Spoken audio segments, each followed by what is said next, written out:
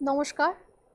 পশ্চিমবঙ্গ সমগ্র শিক্ষা মিশন, বিদ্যালয় শিক্ষা বিভাগ, পশ্চিমবঙ্গ সরকারের উদ্যোগে বাংলা শিক্ষা ক্লাসরুম 2024-এ সকলকে স্বাগত। আমি বেহালা হাই স্কুলের ইতিহাস বিষয়ের সহশিক্ষিকা শ্রীমতী স্বাতী ভৌমিক। প্রিয় ছাত্রছাত্রীরা, আজকে আমি ইতিহাস বিষয়ে অষ্টম শ্রেণীর চতুর্থ অধ্যায় ঔপনিবেশিক অর্থনীতির চরিত্রের দ্বিতীয় পর্ব নিয়ে আলোচনা করব। এসো দেখিনি এই দ্বিতীয় পর্বে কি কি রয়েছে। ঔপনিবেশিক অর্থনীতির চরিত্রের দ্বিতীয় পর্ব শুরুতেই রয়েছে শিল্প, বাণিজ্য ও শুল্ক নীতি। তারপরে রয়েছে অবশিল্পায়ন, ব্রিটিশ সাম্রাজ্যের রত্ন, কেন ভারতকে বলা হয় সে সম্পর্কে জানব, ভারতীয় রেল ব্যবস্থা, ঔপনিবেশিক ভারতের টেলিগ্রাফ ব্যবস্থার বিকাশ, সম্পদের বহির্গমন এবং ভারতের দারিদ্র্য।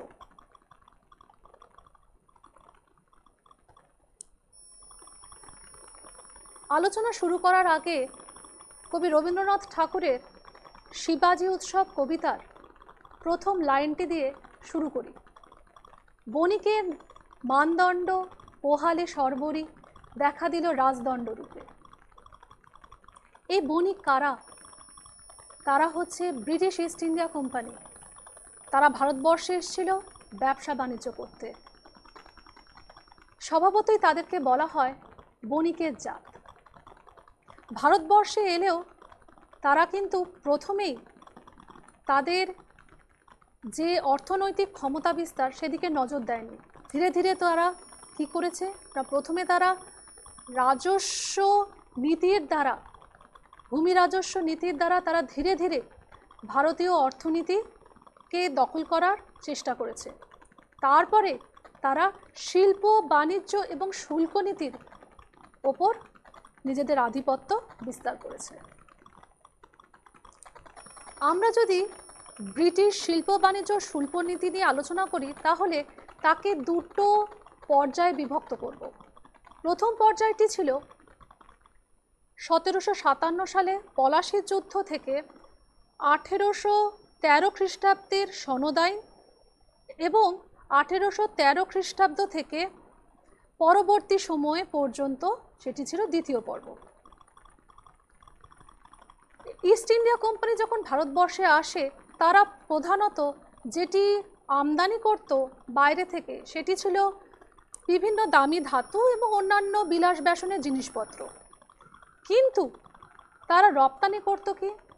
ভারত থেকে তারা রপ্তানি করত বিভিন্ন মশলাপাতি, সুতো এবং জামা কাপড় বা বস্ত্র।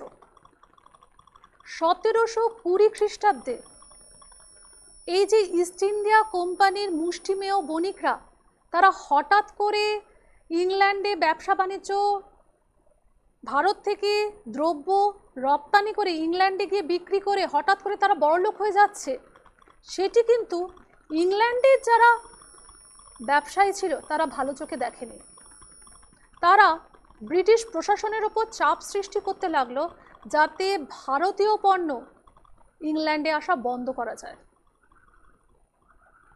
এবং দেখা যাচ্ছে ধীরে ধীরে ব্রিটিশ সরকার সেটি মেনে নেয় এবং আস্তে আস্তে ভারতীয় পণ্য ইংল্যান্ডে বিক্রয় করা নিষিদ্ধ করা হচ্ছে। তাও আমরা দেখতে পাচ্ছি যে অষ্টাদশ শতাব্দীর দ্বিতীয়ার্ধ পর্যন্ত কিন্তু ভারতীয় দ্রব্য সামগ্রী সেগুলো কিন্তু ইংল্যান্ডে নিয়মিত বিক্রয় হতো।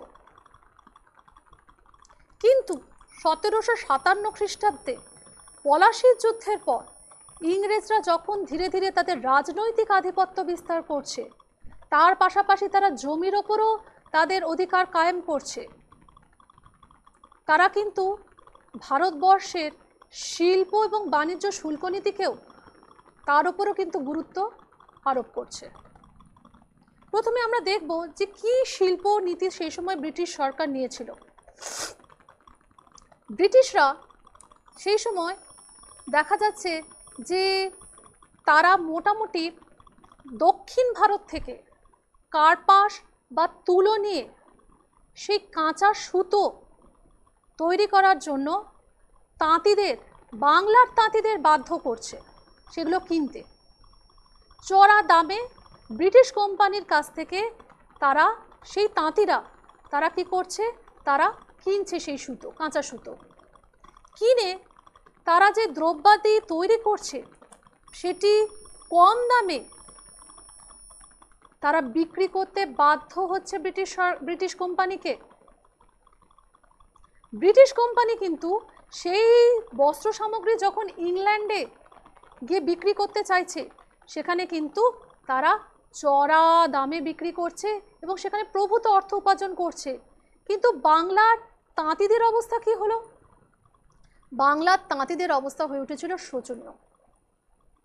আমরা দেখতে পাচ্ছি, আলোচ্য যে বিষয়টি নিয়ে পড়াচ্ছি সেখানে তোমরা যে ছবিটি দেখতে পাচ্ছ সেটি হচ্ছে কলকাতার গঙ্গা নদীর সমকালীন অবস্থা। তোমরা দেখতে পাচ্ছ যে নৌকোর সাথে সাথে সেখানে রয়েছে বিশাল বড় বড় জাহাজ। এই জাহাজগুলোর মাধ্যমে কি করা হতো না, পণ্য সামগ্রী সেগুলো ইংল্যান্ডের এবং যে সহযোগী দেশগুলো রয়েছে সেখানে কোম্পানি কি করতো, বিক্রয় করার জন্য অর্থাৎ রপ্তানি করার জন্য নিয়ে যেত। এই যে আমদানি এবং রপ্তানি, এইভাবে দেখা যাচ্ছে তাদের যে বারবারন্ত সেটা কিন্তু ইংল্যান্ডে যারা ব্যবসায়ী সম্প্রদায় রয়েছে তারা কিন্তু ভালোভাবে নিল না। তখন যেটা হলো সেটা হচ্ছে যে তারা নিয়ম করে দিল যে ভারতীয় বস্ত্র সামগ্রী যদি ইংল্যান্ডে যায়, বিশেষ করে মসলিন, তার ওপর 37.5% তারা কর বসিয়ে দিল। যতদিন পর্যন্ত এই মসলিন ব্রিটিশ সাম্রাজ্যে অর্থাৎ ইংল্যান্ডে মানে একদমই নিষিদ্ধ না হচ্ছে ততদিন পর্যন্ত তারা কিন্তু এই যে ট্যাক্সের পরিমাণ বাড়াতে থাকলো। এছাড়াও অন্যান্য সামগ্রীর ওপর 67.5% তারা ট্যাক্স ধার্য করলো। স্বাভাবিকভাবেই অবনমন ঘটল বাংলার বস্ত্রশিল্পের। মসলিন একদম ধ্বংসপ্রায় একটা কুটির শিল্পে পরিণত হলো। আমরা জানি যে ভারতীয়রা সেই সময় যেটা করতো সেটি হচ্ছে যে তারা চড়া দামে ব্রিটিশদের কাছ থেকে কাঁচা সুতো নিত, নিয়ে দ্রব্য সামগ্রী তৈরি করত, সেটা সস্তায় বিক্রি করত এবং যা মুনাফা লাভ করতো সেটা কিন্তু ব্রিটিশ কোম্পানি পেত। কিন্তু 1757 থেকে 1813 খ্রিস্টাব্দের মধ্যে আমরা দেখতে পাচ্ছি সেটাও কিন্তু বন্ধ হয়ে গেল।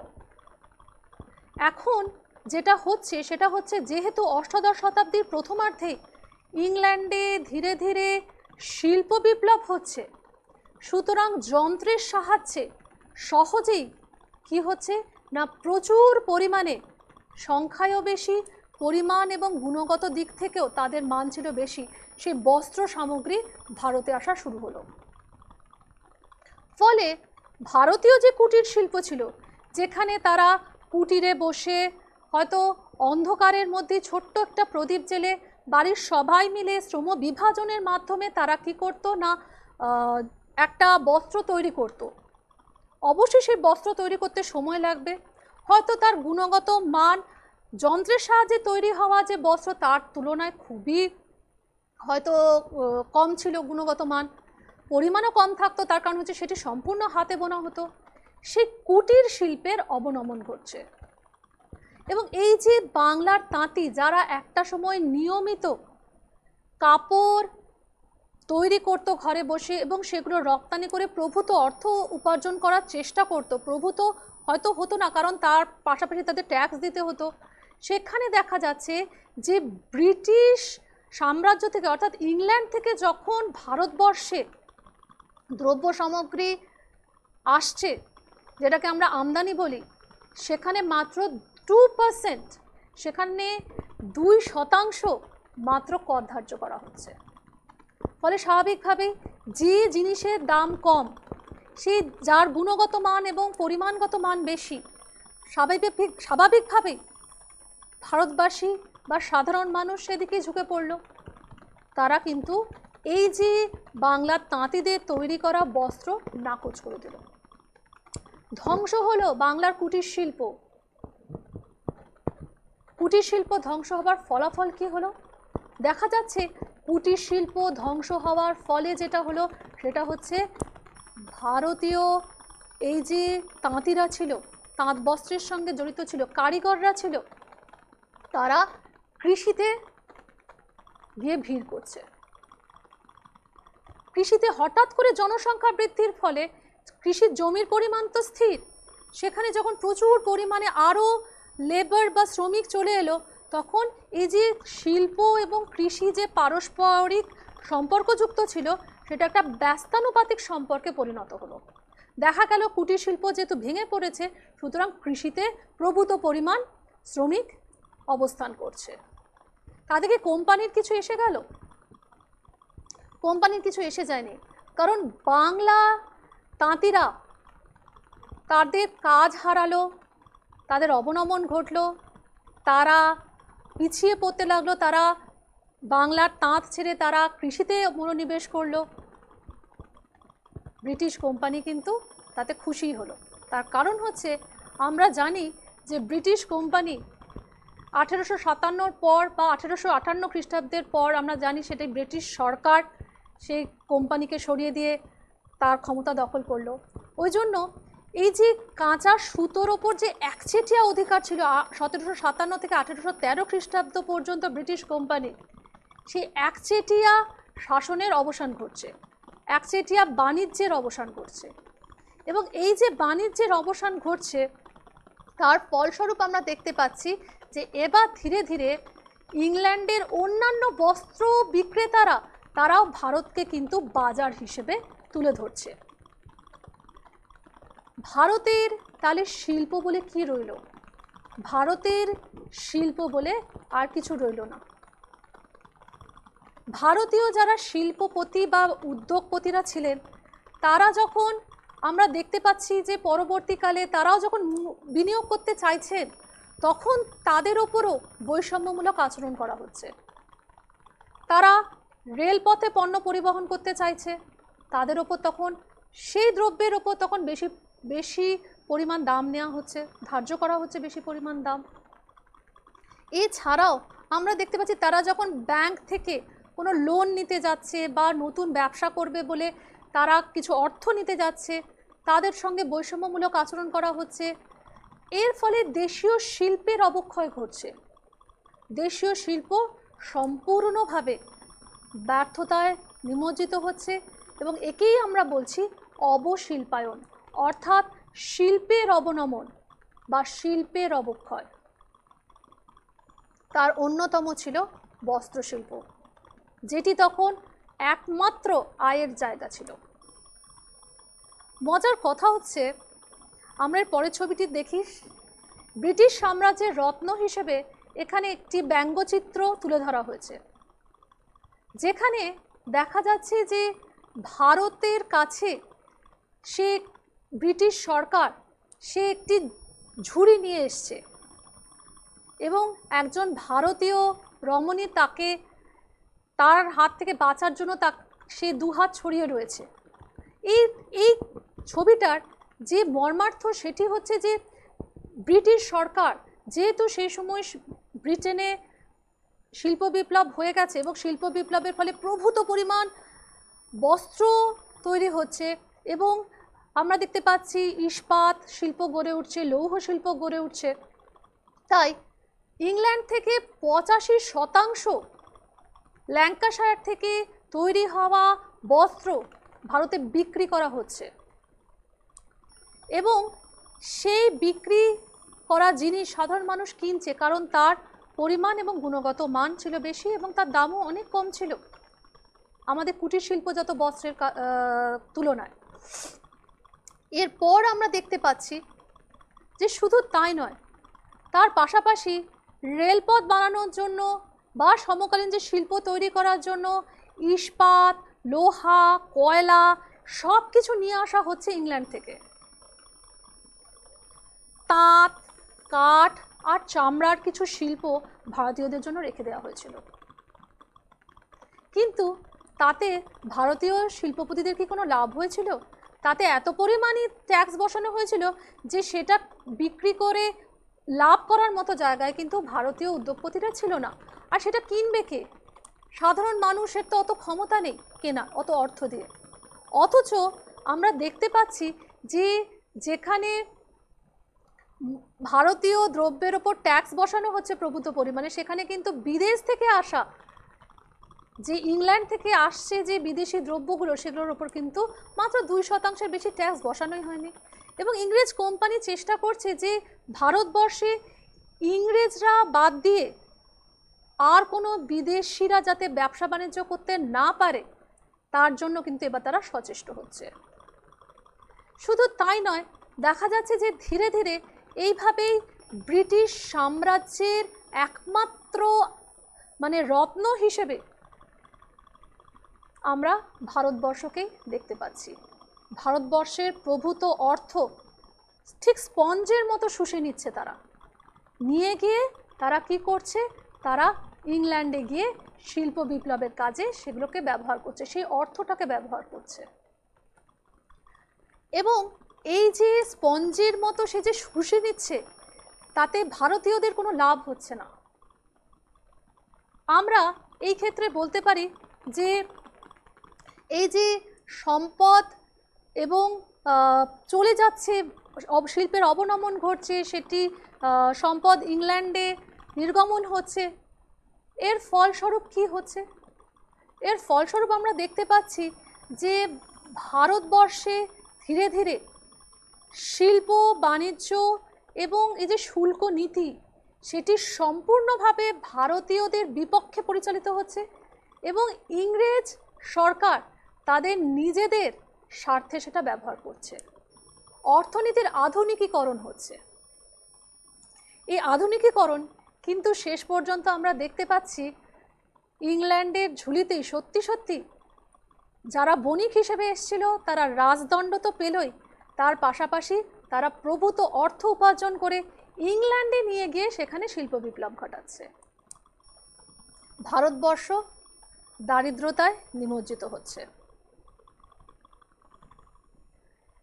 ভারতবর্ষে কি স্থানীয় উদ্যোগে ব্যবসা বাণিজ্য হয়নি?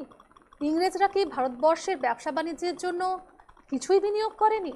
হ্যাঁ, করেছে। 1850 খ্রিস্টাব্দের পর আমরা দেখতে পাচ্ছি যে বম্বেতে এবং পশ্চিমবঙ্গ বলবো না, সেই সময় যেহেতু বাংলায় বলা হতো, যেহেতু বাংলা ভাগ হয়নি, বাংলায় কিছু কিছু জায়গায় আমরা দেখতে পাচ্ছি যে শিল্পের বিকাশ হচ্ছে। বিশেষ করে তুলো, পাট, তুলোর কারখানা প্রথম গড়ে উঠছে বম্বেতে 1853 খ্রিস্টাব্দে এবং 1855 খ্রিস্টাব্দে বাংলার হুগলির রিষড়াতে তৈরি হচ্ছে প্রথম পাটের কারখানা। এছাড়া আমরা কিন্তু আর কোনো শিল্প দেখতে পাচ্ছি না। বিনিয়োগ কারা করছে এইসব শিল্পের ক্ষেত্রে? অবশ্যই বিনিয়োগ করছে ইংল্যান্ড থেকে আসা বণিকরা বা ব্যবসায়ীরা। তারা প্রভূত পরিমাণ অর্থ বিনিয়োগ করছে। শুধু বিনিয়োগ করছে তাই নয়, তার পাশাপাশি তারা যে ন্যাশনাল ব্যাংক অফ ইন্ডিয়া রয়েছে বোম্বাইয়ে, সেখান থেকে তারা নিজেদের স্বার্থে, যেহেতু ঔপনিবেশিক শাসন, নিজেদের স্বার্থে তাকে ব্যবহার করছে। বৈষম্যমূলক আচরণ করছে কাদের সাথে? ভারতীয় শিল্পপতি বা দেশীয় শিল্পের যারা পৃষ্ঠপোষকতা করছে তাদের সঙ্গে। তারা যখন লোন নিতে যাচ্ছে বা তারা যখন অর্থ সাহায্য চাইতে যাচ্ছে, তাদের সঙ্গে খারাপ ব্যবহার ছিল নিত্যসঙ্গী। এছাড়াও যেটি ছিল সেটি হচ্ছে তাদের বৈষম্যমূলকভাবে বেশি পরিমাণ সুদের বিনিময় তাদের ঋণ দেওয়া। এইভাবেই দেখা যাচ্ছে যে দেশীয় শিল্পের ধীরে ধীরে অবক্ষয় ঘটছে। দেশীয় শিল্পের যারা কারিগররা ছিলেন, তাঁতিরা ছিলেন, তারা ধীরে ধীরে কৃষিতে চলে যাচ্ছেন এবং এর পরবর্তীকালে আমরা দেখতে পাচ্ছি যখন রেলপথ নির্মাণ হচ্ছে, সেই রেলপথ তৈরির জন্য যে শ্রমিকের প্রয়োজন ছিল, সেই শ্রমিক হিসেবে কৃষক এবং এই তাঁতি কারিগররা তারা কিন্তু সেখানে সামান্য অর্থের বিনিময়ে তারা শ্রমিক হিসেবে কাজ করছে। এরপরে চলে আসব ভারতের সমকালীন যে ঔপনিবেশিক শাসন ছিল তার যে সবচেয়ে গুরুত্বপূর্ণ প্রতীক সেই রেল ব্যবস্থার, অর্থাৎ ভারতীয় রেল ব্যবস্থা। তোমরা ম্যাপে যে লাল অংশটুকু দেখতে পাচ্ছ, সেই অংশটুকু দিয়ে বোঝা যাচ্ছে যে সেই অঞ্চলগুলো দিয়ে রেল ব্যবস্থা কার্যকর হয়েছিল, রেলপথ পাতা হচ্ছিল এবং সেখান দিয়ে রেল চলছিল। 1853 খ্রিস্টাব্দে লর্ড ডালহৌসি ভারতবর্ষে রেলপথ ব্যবস্থার প্রবর্তন করেন এবং এই যে রেল যাবার জন্য যে রেলপথ চালু করার নীতি তিনি নিলেন, তার জন্য তার প্রশংসা তো অবশ্যই তার প্রাপ্য, কারণ রেল এমন একটি যোগাযোগকারী মাধ্যম আজকেও আমাদের কাছে 2024-এও। সুতরাং সেই সময় 1853 সালে কতটি কার্যকর ছিল সেটি সম্পর্কে অবশ্য ভারতীয়দের কোনো ধারণা ছিল না, তারা প্রথমে রেল ব্যবস্থাকে মেনে নেয়নি। কিন্তু ব্রিটিশ কোম্পানি বা লর্ড ডালহৌসি তো আর ভারতীয়দের কথা ভেবে রেল ব্যবস্থা প্রবর্তন করেননি, তিনি সম্পূর্ণ সেটি প্রচলন করেছিলেন ভারতীয়দের স্বার্থে, ভারতীয়দের স্বার্থ অপেক্ষা ইংরেজদের স্বার্থে। তিনি ইংরেজদের স্বার্থেই এটি ব্যবহার করেছিলেন।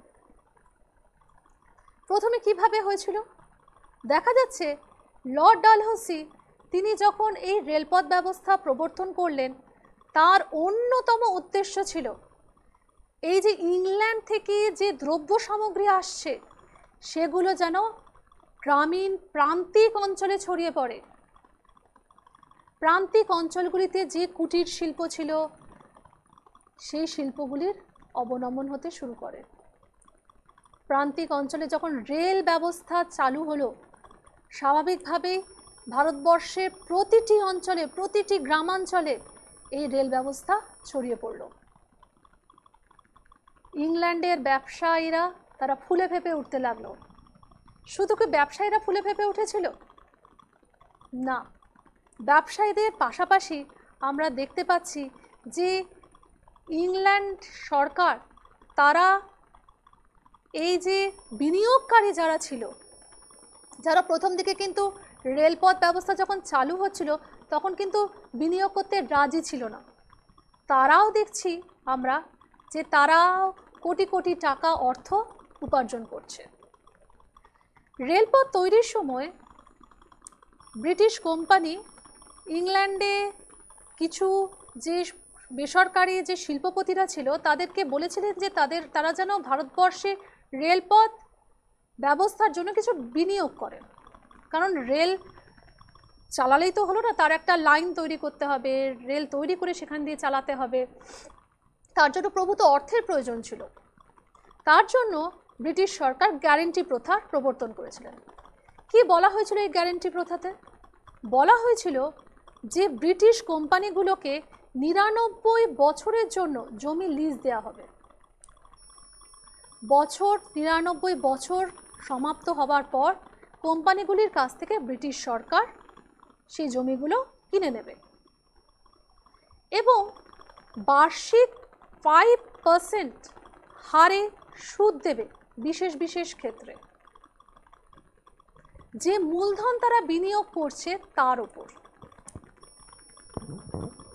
এবং সেই কোম্পানিগুলো যদি মাঝপথে মনে করে যে তারা আর এই রেলপথ ব্যবস্থার সঙ্গে যুক্ত থাকবে না, তখন তারা কি করতে পারে না, তারা তাদের এতদিন বাবু যে রেলপথ পাতার জন্য তাদের যে খরচা হয়েছে সেই খরচাটা ব্রিটিশ কোম্পানির কাছ থেকে আদায় করতে পারবে। ব্রিটিশ কোম্পানি এই অর্থটা কোথা থেকে দেবে? ব্রিটিশ সরকার আগেই বলে দিয়েছে যে ভারতবর্ষে রেলপথ বলো বা যা কিছু বিদ্রোহ, বিক্ষোভ দমন সব কিছুই আদায় করতে হবে ভারতীয় রাজস্ব থেকে। ইংল্যান্ড থেকে কিন্তু কোনো রকম সাহায্য করবে না, ব্রিটিশ সরকার সেটি আগেই বলে দিয়েছিল। ফলে এই কোম্পানিগুলি যে লভ্যাংশ পাচ্ছিল তার পরিপ্রেক্ষিতে তারা যে আরও আয় করতে চাইছিল, সেই আয়টা কোথা থেকে দেওয়া হবে? দেওয়া হবে রাজস্ব থেকে, ভারতের রাজস্ব থেকে, ভারতীয়দের দেয়া রাজস্ব থেকে। তো এই যখন পরিস্থিতি, তখন তোমরা বুঝতেই পারছো যে একদিকে ব্রিটিশ কোম্পানিগুলো এসে ভারতবর্ষের রেলপথ বিস্তারের জন্য তাদের অর্থ বিনিয়োগ করছে, তারা মাঝপথে প্রভূত লভ্যাংশ পাওয়ার উদ্দেশ্যে তারা তাদের সমস্ত খরচ দেখিয়ে তারা কী করতো না, তারা রেলপথ ব্রিটিশ সরকারকে উপর ছেড়ে দিত। ব্রিটিশ সরকার তা সত্ত্বেও বলেছিল যে যখন 99 বছরের লিজ শেষ হয়ে যাবে সেখান থেকে যা লভ্যাংশ হবে ব্রিটিশ সরকার এবং এই যে কোম্পানিগুলো ছিল তাদের মধ্যে ভাগ হয়ে যাবে। কিন্তু 99 বছর পর্যন্ত আর অপেক্ষা করার দরকারই পড়ল না। তার কারণ হচ্ছে তার আগেই তারা সমস্ত খরচ দেখিয়ে ভারতীয় রাজস্ব থেকে ব্রিটিশদের কাছ থেকে সেই অর্থ তারা তুলে নিয়েছিল। একটি হিসেব থেকে দেখা যাচ্ছে যে সেই সময় 2 থেকে 3 কোটি স্টার্লিং অর্থ ইংল্যান্ডে চলে যাচ্ছে। অর্থাৎ সম্পদ, ভারতীয় অর্থ ইংল্যান্ডে গিয়ে সেখানে তারা বিনিয়োগ করছে। তারা এই যে মুনাফা লাভ করছে, এই যে বিনিয়োগ করছে, তার অন্যতম কারণে ছিল এই রেলপথ ব্যবস্থা। রেলপথ যেমন দূরকে নিকট করেছিল, তেমনি ভারতীয়দের ওপর নিয়ে এসেছিল একটা অন্ধকারাচ্ছন্ন সময়। ভারতীয় কুটির শিল্প ধ্বংস হয়ে যাচ্ছে, প্রান্তিক অঞ্চলে যেহেতু যোগাযোগ স্থাপন হচ্ছে, তাই আমরা দেখতে পাচ্ছি যে সেই সকল অঞ্চলেও ধীরে ধীরে রেলপথ সুবিধার জন্য ব্রিটিশ পণ্য সামগ্রীতে ছেয়ে যাচ্ছে। ভারতীয় যে শিল্পের তার সম্পূর্ণ অবনমন ঘটছে। রেলপথ বানানোর জন্য ব্রিটিশ কোম্পানিগুলো তো ভারতে এলো, তারা গ্যারেন্টি প্রথার মাধ্যমে অর্থ উপার্জন করতে লাগলো, কিন্তু তারা শ্রমিক কোথা থেকে পাবে? দেখা যাচ্ছে শ্রমিক হিসেবে তারা নিযুক্ত করছে কৃষি থেকে উচ্ছেদ হওয়া যে সকল চাষিরা ছিল, তাঁত শিল্প বা কারিগর যারা ছিলেন তাদেরকে যুক্ত করছে, এবং এই যে সাঁওতাল, মুন্ডা, কোল প্রভৃতি যে উপজাতি সম্প্রদায় ছিল তাদেরকেও তারা রেলপথ নির্মাণের জন্য সামান্য অর্থে তাদেরকে কাজে লাগাচ্ছে। রেলপথ বসানোর জন্য তারা বন জঙ্গল কেটে ফেলছে, গাছপালা কেটে ফেলছে, ফলে এই যে অরণ্যভূমি যা ছিল সাঁওতাল, মুন্ডা, কোল তাদের হচ্ছে বিচরণ ক্ষেত্র, তারা সেখানেই তো জঙ্গল পরিষ্কার করে থাকতো এবং জঙ্গলকে তারা গাছ, অরণ্য সম্পদকে তারা নিজেদের কাজে ব্যবহার করত এবং তাদের সংরক্ষণ করত। সেই অরণ্যাচারী সাঁওতালদের সঙ্গে ব্রিটিশ কোম্পানির বিরোধ বাধে। এবং শুধু তাই নয়, আমরা দেখতে পাচ্ছি যে বিরোধ বাধার পাশাপাশি ব্রিটিশ কোম্পানি রেলপথকে কাজে লাগাচ্ছে পশু পরিবহন কেন্দ্র হিসেবে। তারা রেলপথের মাধ্যমে পশু নিয়ে যাচ্ছে। শুধু পশুই নয়, এর পাশাপাশি আমরা দেখতে পাবো যখন 1857 খ্রিস্টাব্দে মহাবিদ্রোহ হচ্ছে, তখন শুধুমাত্র রেলপথের ওপর নির্ভর করে লর্ড ক্যানিং এক জায়গা থেকে অন্য জায়গায় বিদ্রোহ দমন করার জন্য রেলপথের সৈন্য পাঠাচ্ছে। ভারতীয়রা কিন্তু এই রেলপথের সুফল পায়নি, কারণ ভারতীয়রা যখন রেলপথের মাধ্যমে দ্রব্য বিক্রি করতে গেছে তাদের উপর চড়া কর বসানো হয়েছে, তাদের সেখানে নিয়মিত তাদের সঙ্গে বৈষম্যমূলক আচরণ করা হতো। তারা পরিবহন ব্যবস্থার সঙ্গে যুক্ত থাকলেও শেষ পর্যন্ত কিন্তু ভারতীয়দের ব্রিটিশদের যে উন্নত ব্যবস্থা ছিল সেখানে তাদেরকে কি করা হয়েছিল, তাদেরকে সবসময় অবদমন করা হতো এবং তাদের ওপর অত্যাচার করা হতো, তাদের সঙ্গে বৈষম্যমূলক নীতি নেওয়া হতো। ফলে দেখা যাচ্ছে যে ভারতীয়রা সব দিক থেকেই ধীরে ধীরে তারা আরও দারিদ্র্যের সম্মুখীন হচ্ছে। শিল্প, ব্যবসা বাণিজ্য, কৃষি সব দিক থেকেই তাদের অবনমন করছে। এর পাশাপাশি আমরা দেখতে পাই যখন ব্রিটিশরা ভারতবর্ষের রেলপথ স্থাপন করছে, সেই রেলপথ স্থাপনের জন্য যে সামান্য প্রযুক্তির দরকার ছিল, সহজ সরল প্রযুক্তি, সেগুলোর জন্য কিন্তু তারা ভারতীয় শ্রমিক কৃষকদের নিযুক্ত করছে। কিন্তু যখন উন্নত প্রযুক্তির দরকার হচ্ছে তখন কিন্তু তারা ইংল্যান্ড থেকে ব্রিটিশদের নিয়ে আসছে এবং তাদেরকে প্রচুর পরিমাণে অর্থ দিয়ে তাদেরকে কাজে লাগাচ্ছে। ফলে সেই অর্থটাও তো বিদেশেই চলে গেল। সচেতনভাবে ভারতীয়দের এই উন্নত প্রযুক্তি থেকে সরিয়ে রাখা হয়েছিল, তারা যাতে শিখতে না পারে। একটা শিল্প তৈরি করার জন্য ভারতবর্ষে মতো একটা বাজার সমগ্র পৃথিবীতে তখন ছিল না। ভারতবর্ষে তারা পেয়েছিল জমি, মূলধন, কাঁচামাল, দক্ষ কম দামি সস্তা শ্রমিক এবং বিশাল একটা বাজার। ফলে স্বাভাবিকভাবেই ভারতবর্ষে ব্যবসা বাণিজ্য করে প্রভূত পরিমাণ অর্থ তারা কিন্তু উপার্জন করেছিল। এই অর্থ উপার্জন যার বেশিরভাগটাই সম্ভব হয়েছিল রেলপথ পরিবহনের দ্বারা। গ্রাম থেকে গ্রামান্তরে, প্রান্তিক অঞ্চলে আমরা দেখতে পাচ্ছি যে ধীরে ধীরে এই রেলপথের বিস্তার সেটা কিন্তু দূরকে নিকট করলেও সমকালীন পরিস্থিতির পরিপ্রেক্ষিতে সমগ্র ভারতবর্ষব্যাপী কিন্তু ভারতীয় শিল্পের অবক্ষয় ঘটাচ্ছে।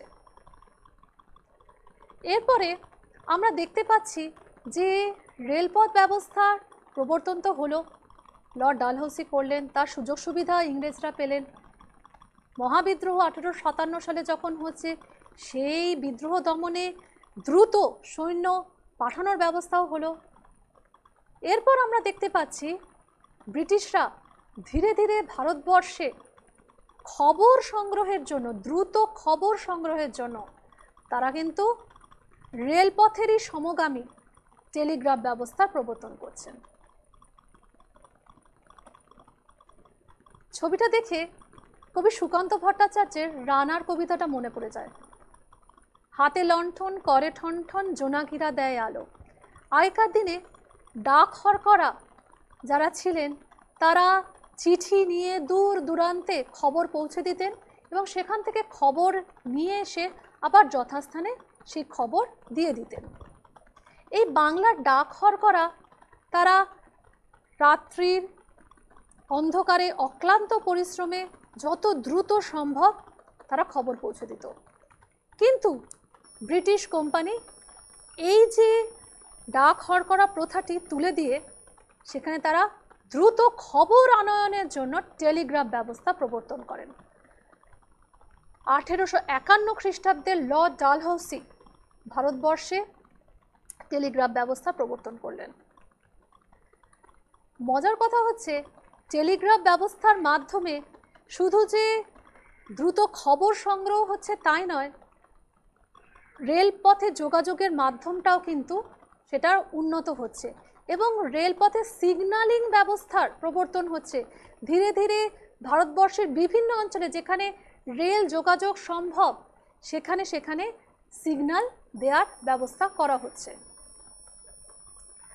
1800 আমরা একটি হিসেব থেকে পাই যে 1851 খ্রিস্টাব্দে মাত্র কয়েক মাইল জুড়ে যেখানে টেলিগ্রাফ ব্যবস্থা প্রবর্তন করা হয়েছে সেখানে মাত্র 5 বছরের মধ্যে অর্থাৎ 1856 সালে গিয়ে আমরা দেখতে পাই যে সেইটাই বেড়ে দাঁড়িয়েছে প্রায় 4900 কিলোমিটার জুড়ে, 4250 মাইল জুড়ে সেই টেলিগ্রাফ ব্যবস্থা ছড়িয়ে পড়ছে। 46টি টেলিগ্রাফ কেন্দ্র তৈরি হচ্ছে এবং 19 শতাব্দীর দ্বিতীয়ার্ধে আমরা দেখতে পাই যে টেলিগ্রাফ ব্যবস্থা কিন্তু সমগ্র ভারতবর্ষে ছড়িয়ে পড়েছিল। টেলিগ্রাফ ব্যবস্থা যে শুধু ভারতবর্ষে খবর আনয়নের জন্য ব্যবহার হতো তাই নয়, এর প্রযুক্তি ব্যবহার করে পরবর্তীকালে রেল ব্যবস্থারও উন্নতি ঘটানো হয়েছিল। যার জন্য আমরা একটি হিসেব থেকে দেখতে পাই যে যেহেতু 1854 পরবর্তী খ্রিস্টাব্দে অর্থাৎ অষ্টাদশ শতাব্দীর দ্বিতীয়ার্ধে সেই সময়তেও আমরা দেখতে পাই যে প্রায় 52,900 মাইল জুড়ে এই টেলিগ্রাফ ব্যবস্থা চালু হয়ে গেছে। এমনকি ভারতের সঙ্গে ব্রিটেনের টেলিগ্রাফ ব্যবস্থার মাধ্যমে যোগাযোগ স্থাপন হচ্ছে। শিক্ষিত ভারতীয়রাও কিন্তু এই টেলিগ্রাফ ব্যবস্থাকে গ্রহণ করলো। 1870 খ্রিস্টাব্দে তারাও এই টেলিগ্রাফ ব্যবস্থার মাধ্যমে দ্রুত খবর সংগ্রহে জোর দিল। একটি ঘটনার কথা বলি, ইতিহাস মানে তো গল্প। তো 1857 খ্রিস্টাব্দে মহাবিদ্রোহের খবর টেলিগ্রাফের মাধ্যমেই কিন্তু ছড়িয়ে পড়েছিল এবং দ্রুত রেলপথে তাই কোথায় কোথায় ছড়িয়ে পড়েছিল সেইটা জেনে, সেই জায়গাটা জেনে দ্রুত রেলপথের মাধ্যমে কিন্তু সেখানে সৈন্য পাঠিয়ে দেওয়া হয়েছিল। এছাড়াও যখন দ্বিতীয় ইঙ্গো বার্মা যুদ্ধ হচ্ছেন, লর্ড ডালহৌসি কলকাতায় বসে খবর পাচ্ছেন যে সেই যুদ্ধে ইংরেজরা হেরে গেছেন। কী করে তিনি খবর পেলেন? শুধুমাত্র টেলিগ্রাফ ব্যবস্থার দ্বারা। বিজ্ঞান এবং প্রযুক্তি কতটা উন্নত হলে কলকাতায় বসে তিনি বার্মায় ইংরেজদের হেরে যাওয়ার খবর পাচ্ছেন। এইভাবেই আমরা দেখতে পাচ্ছি যে বাংলায় ধীরে ধীরে তারপরে পরবর্তীকালে পুরো ভারতবর্ষে টেলিগ্রাফ ব্যবস্থার বিস্তার ঘটছে। এরপর আমরা চলে আসি একটি খুব গুরুত্বপূর্ণ পর্বে, সেটির নাম হচ্ছে সম্পদের বহির্গমন, দুর্ভিক্ষ পীড়িত ভারতবাসী। সম্পদের বহির্গমন। ভারতবর্ষে সমকালীন ঔপনিবেশিক অর্থনীতির চরিত্র যদি আমরা দেখি তাহলে দেখব তার তিনটি রূপ রয়েছে। এক হচ্ছে সম্পদের বহির্গমন, দুই অবশিল্পায়ন এবং 3 নম্বর হচ্ছে দুর্ভিক্ষ এবং দারিদ্র। অবশিল্পায়ন তো আমরা জানি যে শিল্পের অবনমন ঘটছে, কিভাবে ঘটছে সেটাও আলোচনা হয়েছে। সম্পদের বহির্গমন কি করে হচ্ছে? দেখা যাচ্ছে রেলপথ বিস্তারের মাধ্যমে সমগ্র ভারতবর্ষে 360 কোটি টাকা ব্যয় হচ্ছে, কিন্তু জলসেচ ব্যবস্থার জন্য 50 কোটি টাকাও কিন্তু ব্যয় হয়নি। এছাড়াও আমরা দেখতে পাচ্ছি রেলপথ ব্যবস্থা প্রবর্তনের পর জল নিকাশি ব্যবস্থা নষ্ট হয়ে যায়, সংক্রামক ব্যাধি ছড়িয়ে পড়ে, গ্রামে গ্রামে প্রচুর মানুষ মহামারীতে মারা যেতে শুরু করে। প্রভূত সম্পদ ব্রিটিশ সরকার তার বিভিন্ন আর্থিক নীতির দ্বারা স্পঞ্জের মতো শোষণ করে ভারতীয় সম্পদ নিয়ে চলে যায় ইংল্যান্ডে এবং সেখানে গিয়ে তারা শিল্প বিপ্লব ঘটাচ্ছে। শিল্প বিপ্লবের ফলে উৎপন্ন যে বস্ত্র সামগ্রী সেগুলো এসে আবার বিক্রি করছে কোথায়? আবার ভারতবর্ষে বিক্রি করছে, চড়া দামে বিক্রি করছে, তাদের অগ্রিম দিচ্ছে তাঁতিদের, যাতে তারা তাদের জিনিসগুলো, তাদের কাঁচামালগুলো কম দামে বিক্রি করে এবং বিদেশ থেকে সেগুলো যখন বিদেশে গিয়ে বস্ত্র হয়ে আবার ফেরত আসছে বাজারে, তাদের বাধ্য করছে তাদেরকে যে ওই দ্রব্যগুলো বেশি দামে কিনতে। অর্থাৎ যারা একসময় নিজেরা ফসল ফলাতো, নিজেরা তাঁত বুনতো, তারা সম্পূর্ণ পরিণত হচ্ছে সেটা হচ্ছে কাঁচামাল রপ্তানি করার অংশে। তারা কি করতো? তারা কাঁচামাল রপ্তানি করতো কিভাবে? না, তাদেরকে ব্রিটিশরাই কাঁচামাল এসে দিয়ে যেত, তারা কাঁচামাল থেকে সুতো বার করতো, সেই সুতো নিয়ে ইংরেজরা চলে যেত বিদেশে, তারা সেখানে গিয়ে বস্ত্র সামগ্রী তৈরি করতো, আবার এসে ভারতবর্ষেই ওই তাঁতিদের কাছে তারা বিক্রি করত। এইভাবেই ভারতীয় সম্পদের বহির্গমন সম্ভব হয়েছিল।